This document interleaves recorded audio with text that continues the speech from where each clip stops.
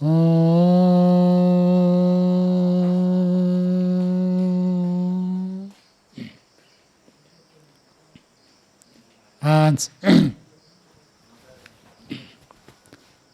स्मृति सरिता जी का 66वां जन्मदिन है।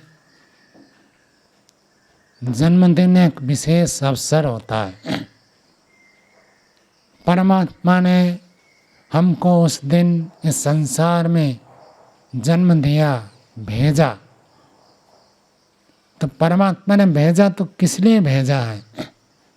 अब जो छोटे बच्चे होते हैं, जन्मदिन का पालन करते हैं, बहुत उत्साहित होते हैं, तो उनको कुछ मिठाई मिलता है, कुछ नए कपड़े पहनने को मिलता है, और जीवन में सब लोग आशीर्वाद देते हैं आगे बढ़ने के लिए, तो उत्साहित होते हैं। वो एक अलग प्रकार से छोटे बच्चे जन्मदिन पालन करते हैं।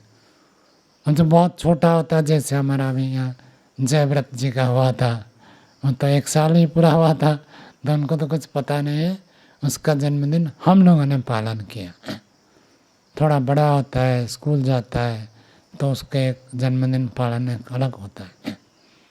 और जब बड़े होने के बाद, बुद्धि प्राप्त होने के बाद जब हम जन्मदिन पालन करते हैं, तब एक विशेष प्रयोजन होता है जीवन में। कोई जैसे हमारे ब्रह्मचारी लोग हैं, जन्मदिन के दिन कुछ उत्साह होते हैं, कुछ संकल्प करते हैं, जीवन में आगे बढ़ने के लिए व्रत लेते हैं, ऐसे होते हैं ब्रह्मचारी।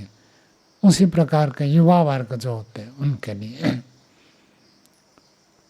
क्या टारगेट है, कितना लक्ष्य बनाना है, क्या प्राप्त करना है। अब कोई व्यक्ति 40, 50, 60 साल पार कर गया, अब उसके बाद जब हम जन्मदिन का पालन करते हैं, वहाँ एक अलग प्रकार का जन्मदिन पालन होगा। जीवन का एक लंबा अनुभव है। 60, 66 साल में पहुँच गए तो जीवन का एक लंबा अनुभव है। उस लंबे अनुभव को पूज्य गुरु जी जैसे वर्तमान बता रहे थे कि आत्मनिरीक्षण करो, देखो मैंने क्या कर दिया, क्या नहीं किया। तो मैं तो प्राय करके जन्मदिन के अवसर पर कहता ही रहता हूँ, जन्मदिन एक माइलस्टोन के समान होता है। जैसे हम यात्रा करते हैं, कहीं पहुँचना है, दिल्ली भी जाना है, तो आप रास्ते में देखते रहते हैं कितना किलोमीटर पार हो गया और कितना बाकी है। तो ये जन्मदिन हमारा जीवन का एक माइलस्टोन है। किलोमीटर लिखा रहता है खूंटे में, खंभे में। तो मैंने 66 साल की यात्रा पार कर दी, और 66 साल पार कर दिया, और कितना पार करना है यद्यपि हम उसको नहीं जानते, लेकिन एक सामान्य रूप से व्यक्ति आकलन कर सकता है मेरा जीवन कितने साल का हो सकता है। और मुझे जो परमात्मा ने ये जीवन देकर भेजा था, उसमें इस यात्रा में मैंने कितना पार किया और कहाँ तक पहुँचा। एक एक वर्ष के बाद 1-1 किलोमीटर स्टोन पार कर देते हैं। तो ऐसे एक एक जन्मदिन के बाद देखना चाहिए मुझे क्या उपलब्धि हुई है और कितनी उपलब्धि होनी चाहिए थी और कितनी की और कितनी बाकी है। और जो हो गया वो हो गया। पीछे के जीवन को हम कुछ भी नहीं कर सकते, लेकिन शिक्षा ले सकते हैं कि मुझे क्या करना चाहिए था और मैंने कितना किया, कितना नहीं किया। अब जो हो गया उससे शिक्षा लेकर आगे के जीवन को हम कैसे सुधार करें। 66 साल हो गया और विशेषकर आप तो गृहिणी के रूप में रहे, घर का दायित्व तो आपने संभाला है, तो आपको एक बड़ा अनुभव है। पति के साथ व्यवहार, पुत्रों के साथ व्यवहार, माता पिता, सास ससुर और परिवार के जो अन्य लोग होते हैं उनके साथ कैसे व्यवहार करते हैं, उनसे हमारा कैसे संबंध बनता है, ये एक बड़ा अनुभव होता है। इसलिए उनको वृद्ध कहते हैं, क्योंकि बढ़ा हुआ है। शरीर बढ़ जाए तो उसको वृद्ध नहीं कहते, शरीर बढ़ जाए तो उसके लिए शब्द अलग होता है संस्कृत में, जराजीर्ण होता है, वो एक अलग स्थिति है।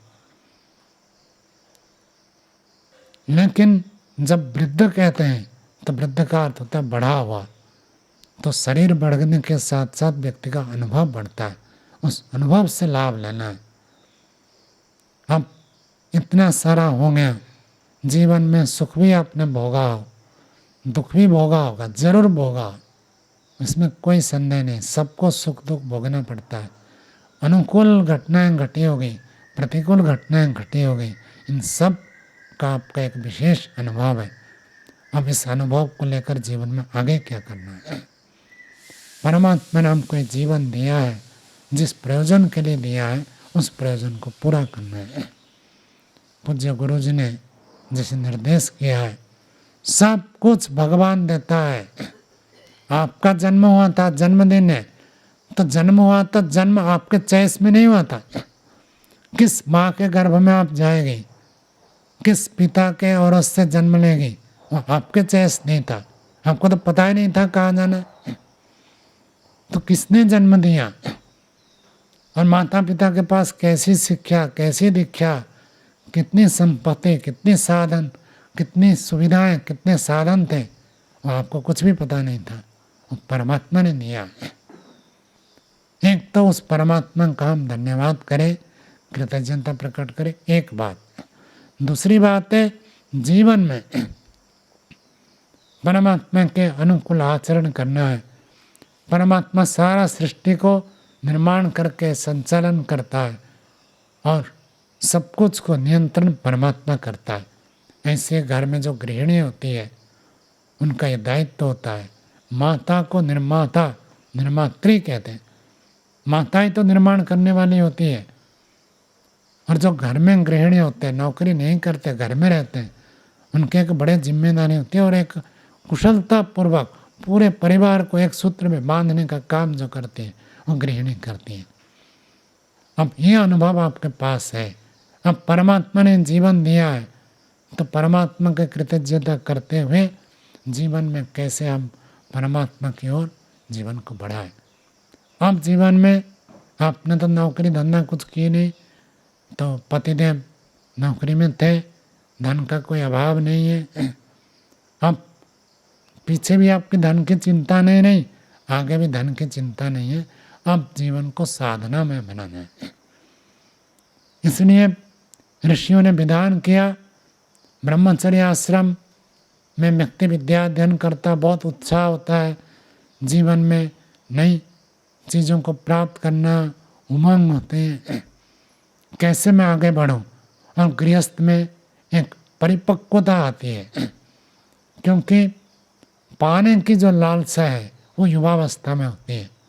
और गृहस्थ बनने के बाद जब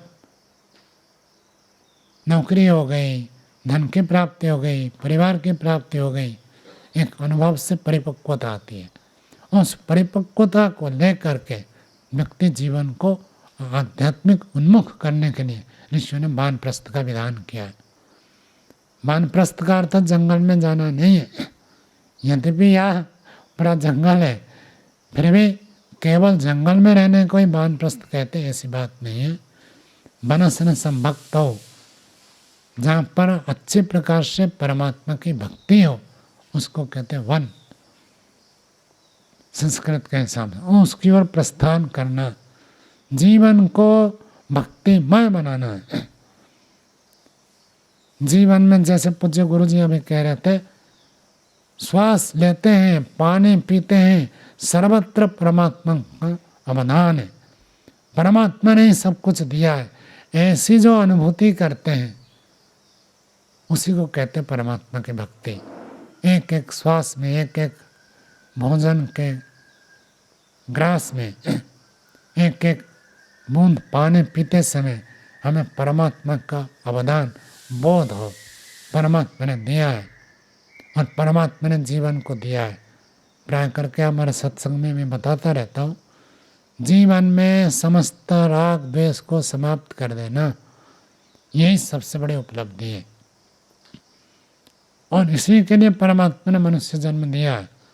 बाकी जन्म में कोई राग द्वेष खत्म नहीं होगा, मनुष्य जन्म में कर सकते हैं।